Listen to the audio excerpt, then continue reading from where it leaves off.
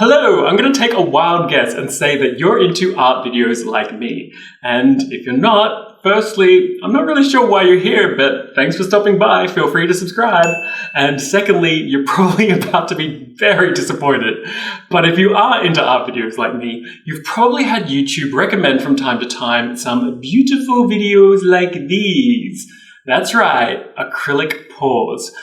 But then you probably wanted to try it out for yourself and realized it's going to cost you a mint. Well, this is the video for you. We're going to try and do some acrylic pours on a budget with some beginner hacks. So let's go on an art adventure. Let's run through our equipment first. The first hack will be the surface.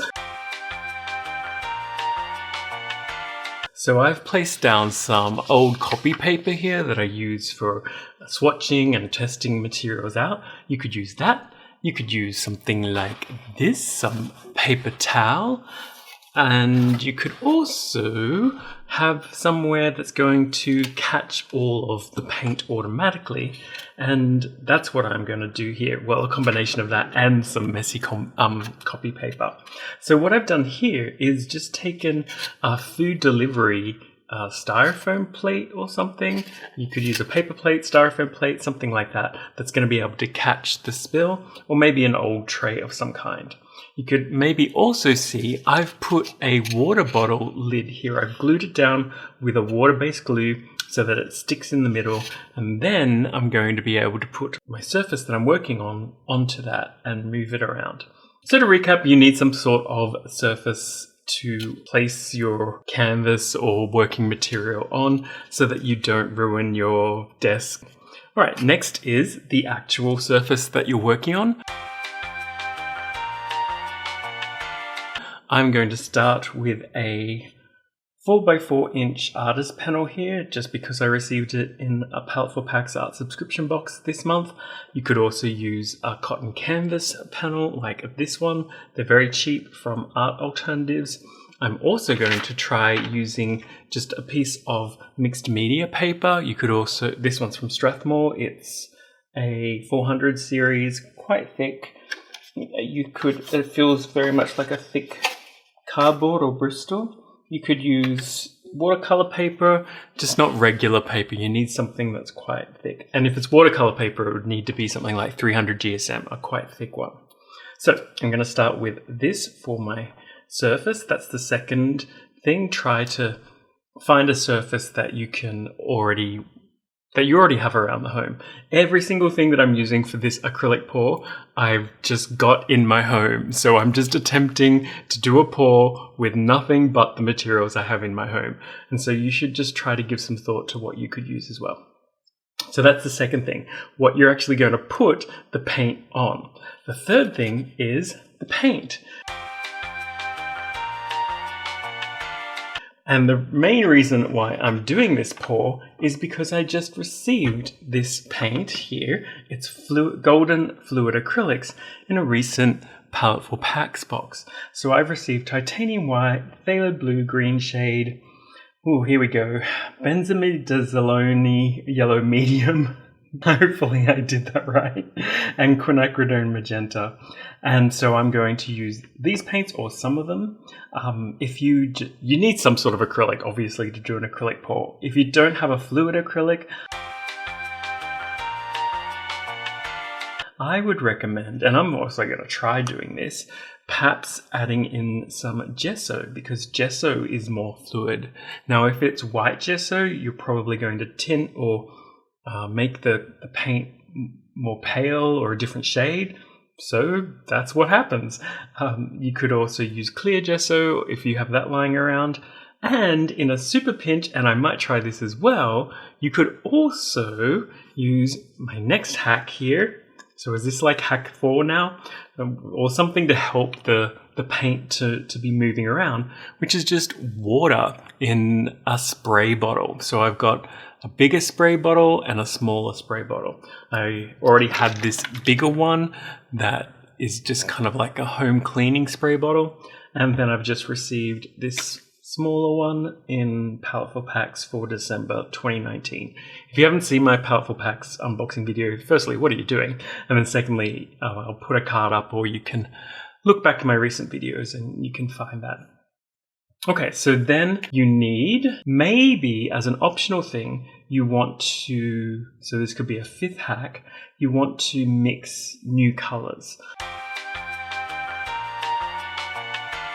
And to do that, I've seen people have all sorts of different cups and things. Maybe you have some around the home, maybe you don't. I just, along with this styrofoam plate, had this delivered food container or takeaway food container. And so I'm going to try mixing a color here because I really liked recently a purple that I got between these two colors, the phthalo blue green shade and the quinacridone magenta. And to mix it, I'm just going to use some toothpicks that I had lying around. And so that, I believe, is all of the main materials. Oh, no, wait. I'm going to need one thing to help this panel stay on the styrofoam plate, and that is some poster putty. So that's my last hack, so that I don't have to buy some sort of expensive, system, so that this is going to hopefully stay in place. If I use poster putty, let's try it now, and place it behind. I haven't unwrapped it yet, but let's just see how it goes. Might be able to move it around. I will probably have to unwrap this and then try it, and my glue hadn't quite set for the styrofoam plate and the drink bottle lid yet. So I'm going to wait a few minutes for this glue to dry. I'm going to unwrap this and we'll go on an art adventure and see what we can create with a really cheap at-home acrylic pour hack without the specialty materials. Wish me luck. I start by taking some gesso and adding it into a little container and then adding paint into it. It'd be good if I had some clear or transparent gesso, but I only have white, so I'm going to be getting a more pale tone, but that's okay. And I also would advise adding water at this stage. You can see me adding a little bit, but I would add maybe 10 to 20% to increase the flow or the fluidity of the paints. I'm stirring with a little toothpick, but I actually found that that was a bit time consuming and a little bit tricky. In some ways it ended up giving me some cool effects with these little tiny swirls even within the same color, but maybe it would be better to use like an ice cream stick or a flat stick. In Australia we call them paddle pop sticks, but I kind of forget what they're called in other countries. And then here's the moment of excitement, putting the paint down and then letting it begin to flow and moving it around, except for that panic moment where I wasn't sure really quite what to do then. And I wasn't sure if I had a design that I was going to be happy with. But really, once you've done that pour, once you've done that tip, there's no going back. You can't redo it. So you just get what you get. And then it's just a matter of moving the paint around.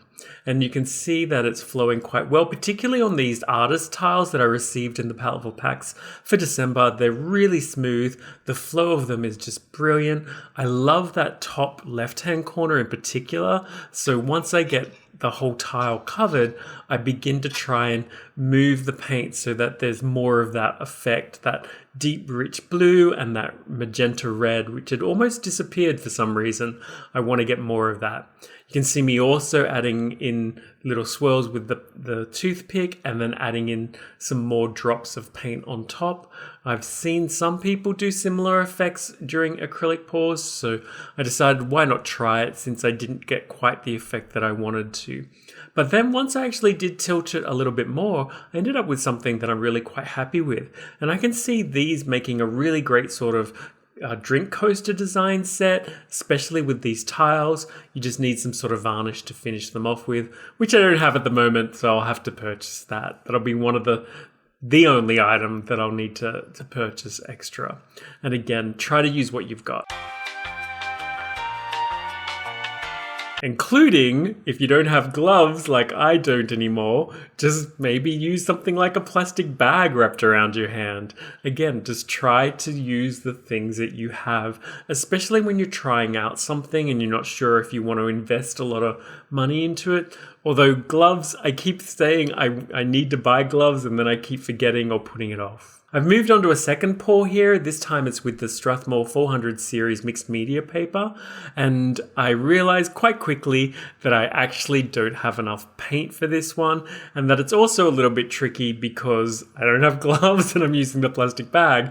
But also, as you can see, the paper is a little bit flexible. So it's hard to get the paint to flow and cover all of the places. But the biggest thing is I should have added water. I keep on adding water after I've started putting on the paint onto the surface, which is a big mistake. And I really wish in retrospect I could go back and add water into the mixture before I do the tip, before I do the pour. So I end up having to tilt on quite a very steep angle and then adding in paint afterwards again, like these little drops here. And even, as you saw there, at times busting out my paintbrush briefly to try and get the flow and mix right, or at least some sort of flow and mix. And so that's my second piece.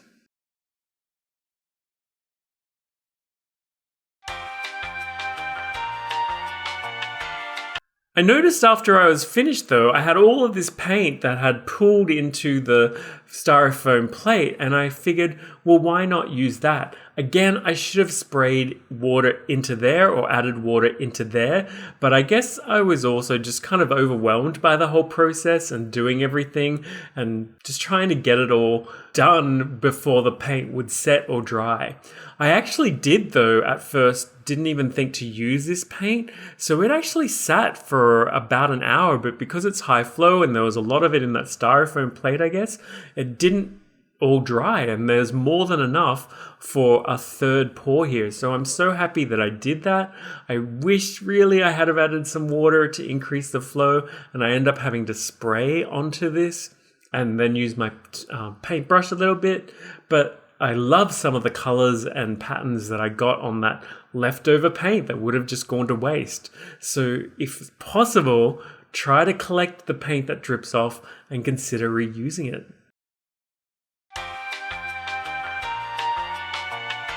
And of course, if you have issues develop, like I've got spaces here and it's just not flowing anymore, partly because I left it drying for about an hour, try something. It's better than just throwing it out and giving up.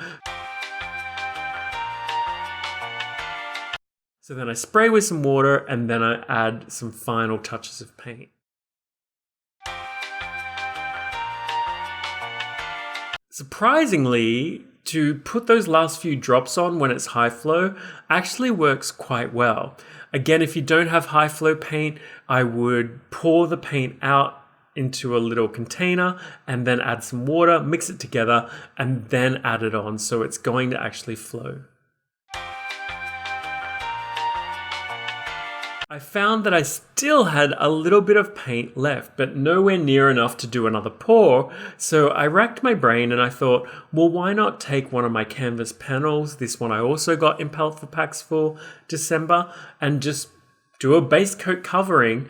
And then I thought, well, maybe I can start to actually paint a design with it, but it really just didn't work out the way that I wanted to, and I end up just blending that all together and just eventually ending up with just a nice smooth purplish background paint layer that I'm going to be able to use in the future. So thank you so much for watching, guys. I've had such a great time this year.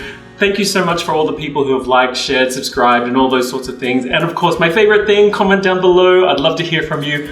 And of course, Happy New Year to you all. Unless you're watching this in the future, and then, I don't know, happy whatever for whatever coming up. And I'll see you guys soon for another art adventure. Bye.